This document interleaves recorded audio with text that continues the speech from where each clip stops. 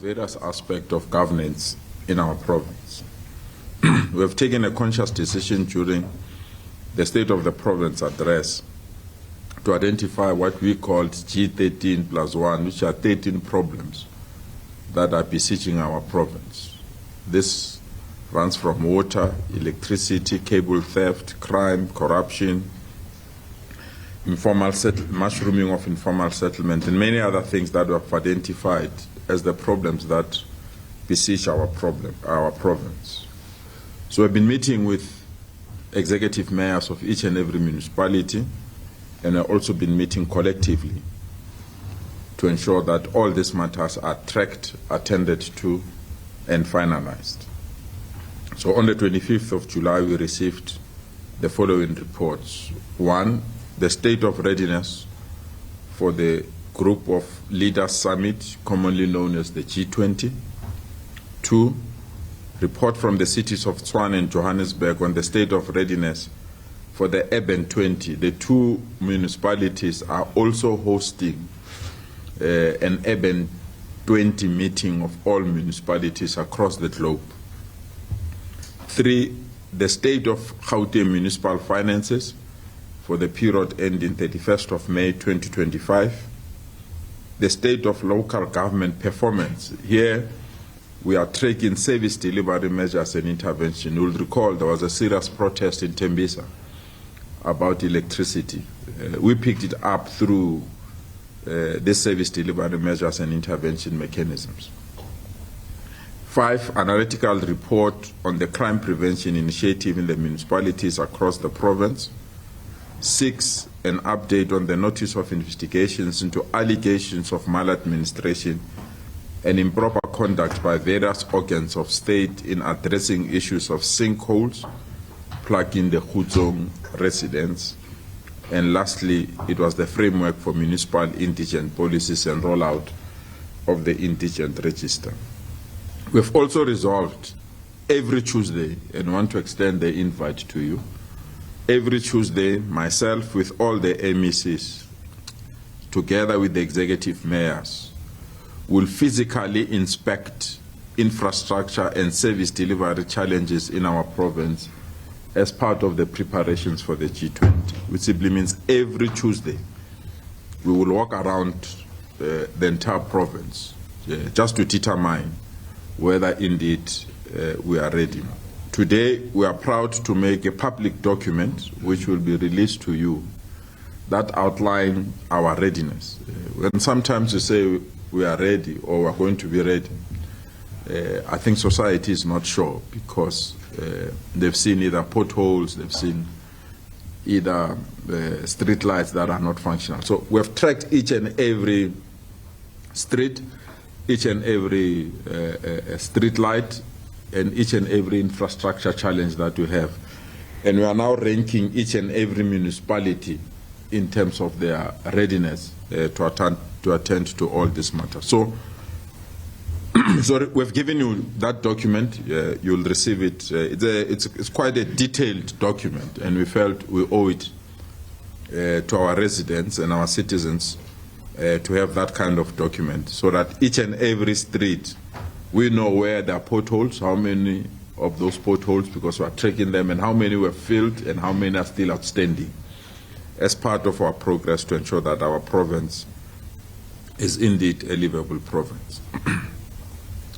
We also want to indicate our excitement as the Gauteng Provincial Government that we are going to be the host, we are going to be the host of the internationally acclaimed Leaf Golf 2026. This golf tournament, it's a well sought after tournament. It was last staged in the UK last week, and in the UK we were nominated as the next host. It's a multi-billion tournament that have 54 of the top golfers that are coming to our shore for the first time in the history of our country. In some instances, they call it the World Cup of Golf, and it will be staged as the Stain City. And I want to take this opportunity to thank the Minister of Sports for partnering or pulling us as the host province and providing all the necessary support. The tournament will be held from the 20th to the 22nd at Stein City, as I've indicated. The tickets are already on sale, and we're excited that we've surpassed the number of tickets that have been sold, and thus far we are told almost 25,000 tickets have been sold. We are urging South Africans to take this opportunity, and we are also introducing 2 new methods to ensure that we make this tournament a tournament that is supported by South Africans.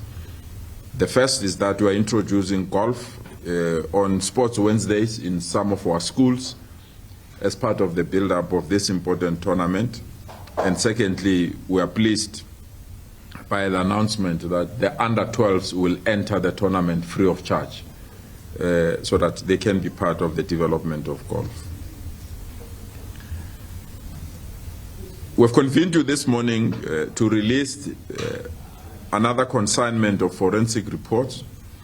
This latest consignment follows an earlier public release that took place on the 24th of June 2025, where we made public the outcomes of 47 forensic reports. It reaffirms the Gauteng Provincial Government dedication to transparency, accountability, and the fight against corruption and maladministration. Corruption continues to be one of the country's most pressing challenges, undermining effective governance and sustainable development. While Gauteng is not exempt from this issue, the province has demonstrated a strong commitment to combating corruption through proactive measures, institutional reforms, and enhanced accountability mechanisms. These efforts reflect a dedicated approach to fostering transparency, integrity, and long-term progress. Under its G13 priorities, for the 7th administration, the Gauteng Provincial Government has prioritized combating corruption and transparency, as well as openness, to be the cornerstone of our work. By upholding these principles, public institutions can foster a culture of accountability and integrity, and to ensure that ethical governance, and we can be in a position to restore public confidence. The released reports detail investigations into serious offenses and improper behavior across multiple departments. They cover a wide range of misconduct, from criminal acts to minor breaches of conduct, which we also take serious. The breakdown of the reports that we are releasing to you are as follows. The Department of Agriculture, Rural Development, we are releasing 10 reports. There is a summary heading of each and every report so that you understand the content of those reports. I'll try to summarize some of these reports without necessarily going through each and every report, but we'll release them to you. Education, it's 7 forensic reports. Roads and Transport, it's 4 forensic reports. The Department of Health, it's 4 forensic reports. The Department of Infrastructure Development, it's 3 reports. The Department of Economic Development, it's 2 reports. These are mainly the Gambling Board reports. The Economic Development itself is 1 report, and Gauteng Tourism is 1 report. Another report is also the Economic Development as well as GGDA. In terms of eGov Department is 1 report, Treasury is 1 report, G-Fleet is 1 report, Education combined with Finance is another report, and we also have a standalone report on Medical Supply Depot. These are the reports that our team have investigated. We've got a forensic unit in the department, and there are others that we've outsourced. You will recall that these reports were made, or the interest of this report came from the Democratic Alliance that claimed that there were reports that were investigated and were not released or were not made public. We indicated at that stage that we didn't have reports on our desk. But because there was this persistent that there are these reports, the DG requested departments to forward, because departments investigate, they don't have an obligation to send them to the office of the Premier. But after we have requested them, that's when this report came, and that's where we knew that some of these reports were available, and that's why we felt we need to release them so that we can attend to the request that we have. And there's also a process of the information regulator that she also wrote to us requesting that this information be made public, and we are now complying with both processes.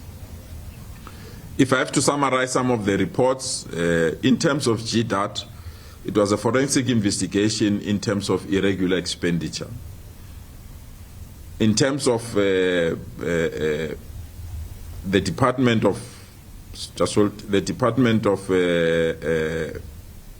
Economic Development, it was also forensic investigations into allegations of conflict of interest and possible collusion between SCM, that is the procurement unit, and some service providers. And that's the reason why this forensic report was commissioned. In terms of Gauteng tourism, it was a forensic investigation into an unethical behavior of some of the leadership or staff members in the department. In terms of also the gambling board, it's a forensic investigation into allegation of death threats that were received by people that were seen to be whistleblowers. And there's also forensic investigations or allegations of procurement irregularities in terms of appointment of service providers. It will take me long if I have to go to each and every department. We've made this information available to you, and it's also going to be available on our website. I also want to bring to attention that on the 17th of July, 2025, I responded to matters that came from our GIAT, that is the Gauteng Ethical Council, that responded to members of the heads of departments that could not finish or conclude their lifestyle audits. I also indicated on the 17th of July that there were departments that underspent seriously. The total underspend at that time stood at 1.8 billion. It has now gone to 1.3 after the authorization of some of the transactions that we requested to be carried over.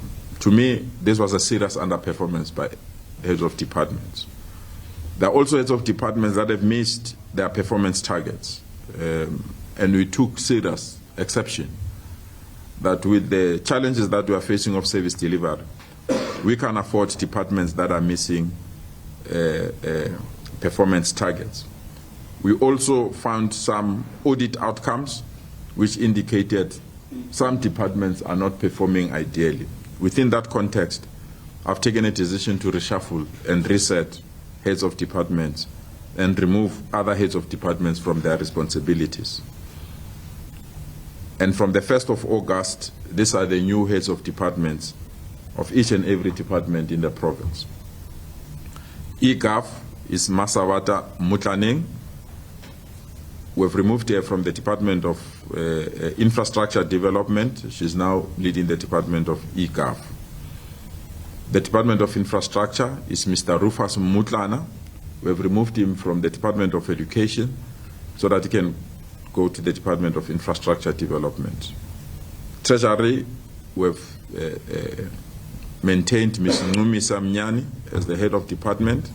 COCTA, we have retained Mr. Darion Bartley as the head of department. Transport, we have retained Mr. Dr. Tulani Mdadane, but this post will be advertised later this month. Human Settlement, We have retained Ms. Puleng Kabete Mabaso, and agriculture, we have maintained Mr. Kulegile Mase. But in the following departments, I've appointed acting HODs with immediate effect, and will now resume the process of recruitment for permanent appointments. Environment, I've appointed Mr. Matthew Sateches, the acting HOD. Sports, Arts, Culture and Recreation is Mr. Mponawa. Social Development is Pumlas Khonyane. I think you are familiar with the name. Education is Mr. Albert Chani.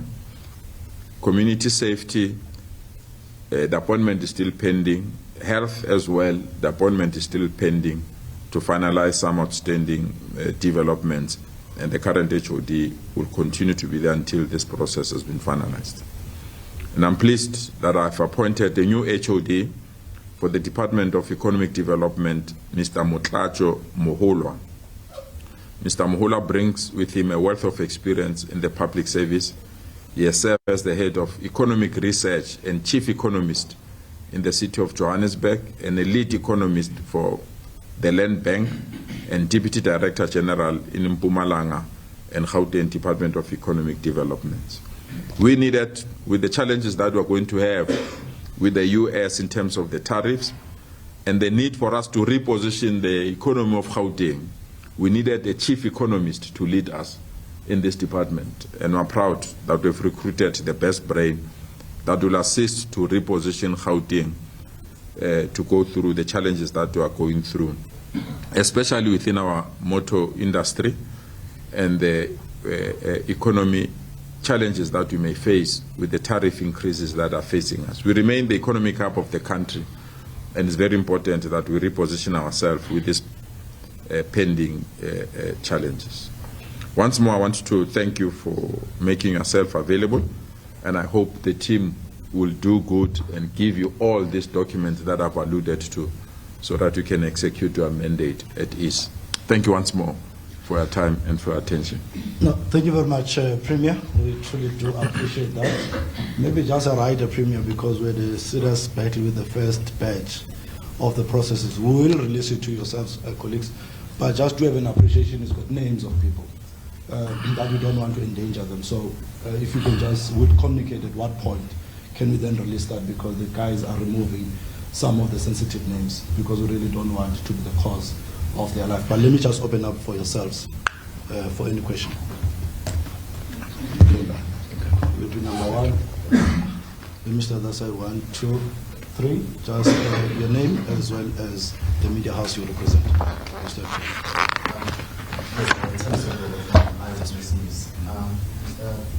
Lesufi, I think the first question is, obviously you said you've been having these meetings with the municipalities, but I just want to stick specifically to the host city of Johannesburg.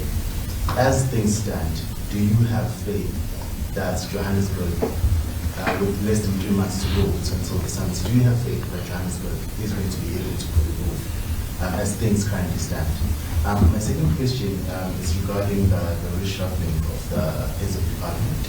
I'm sure you're familiar with that video with Mamka working on Sisolan, New Zealand, and stuff like that.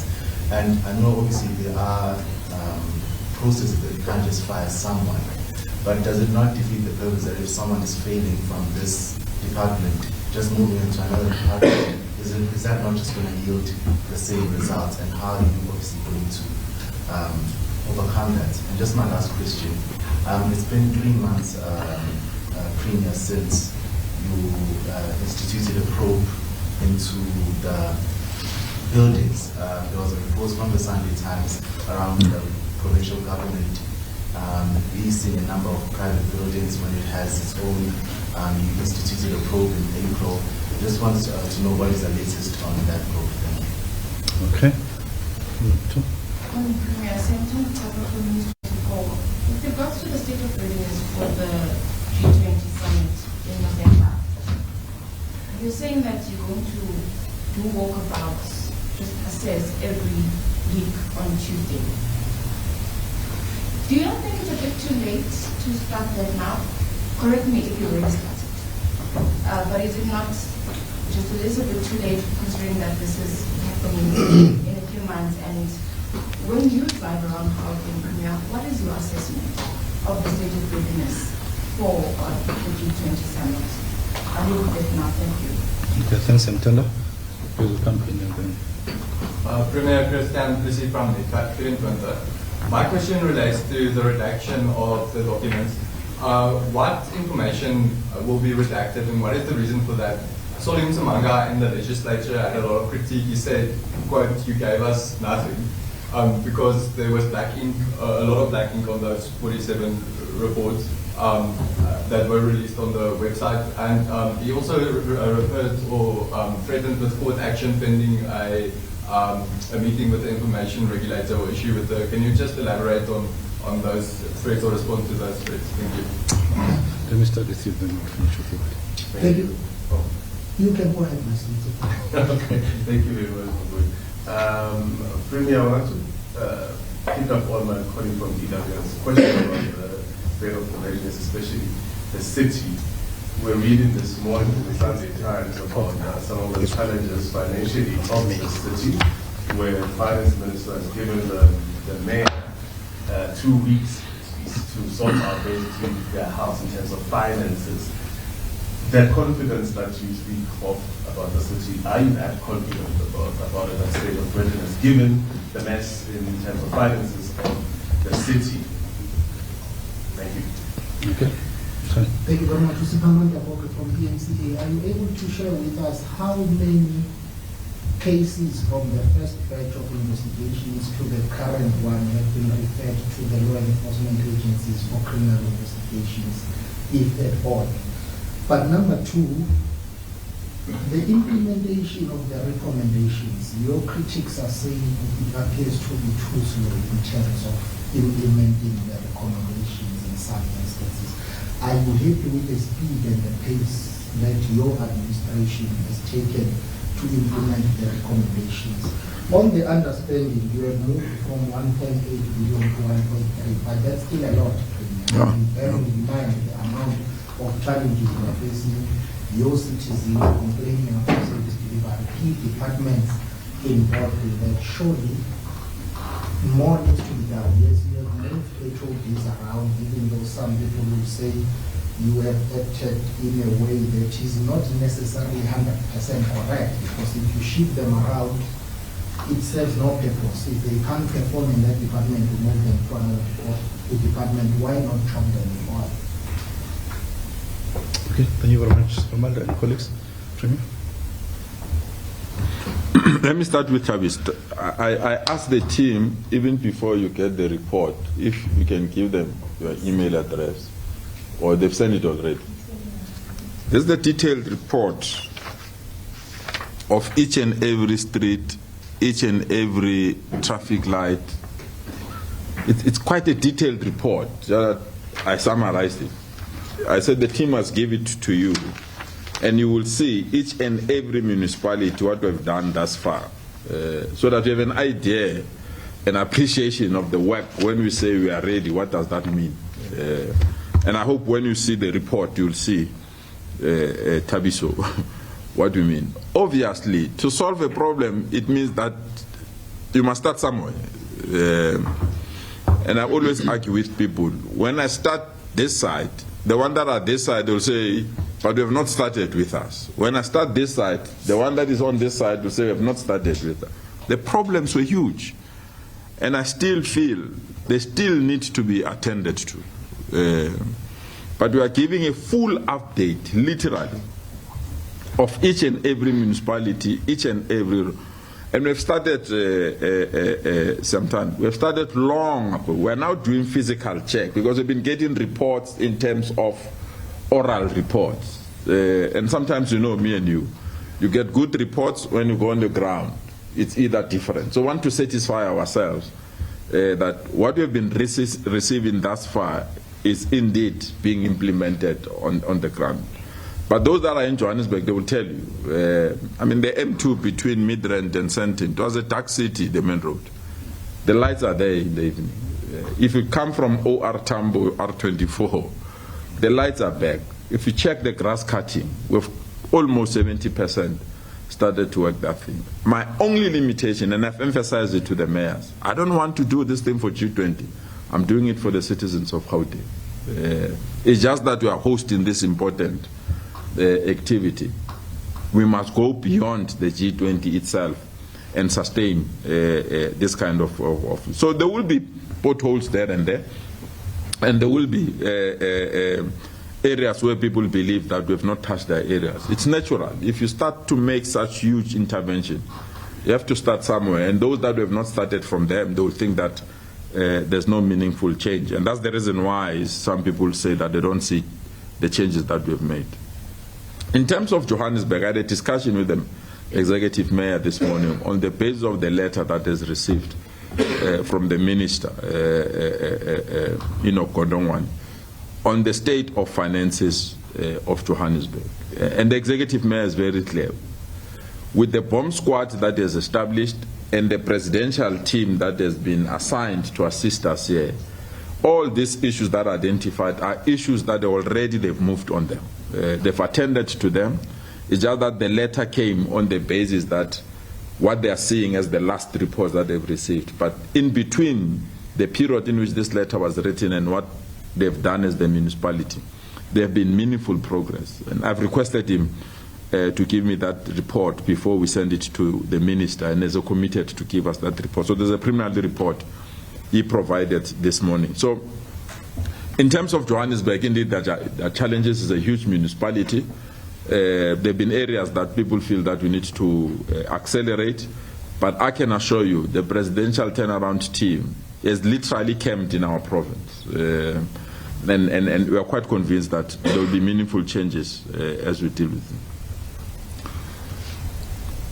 You know, the movement of HODs, to me it was very important. It has never happened before.